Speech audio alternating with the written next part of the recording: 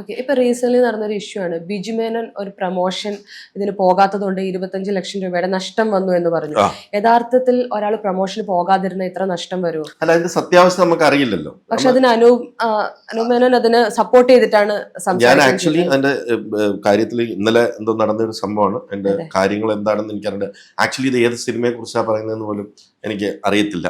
അതുകൊണ്ട് അതിനെക്കുറിച്ച് പ്രതികരിക്കാൻ ഞാനില്ല.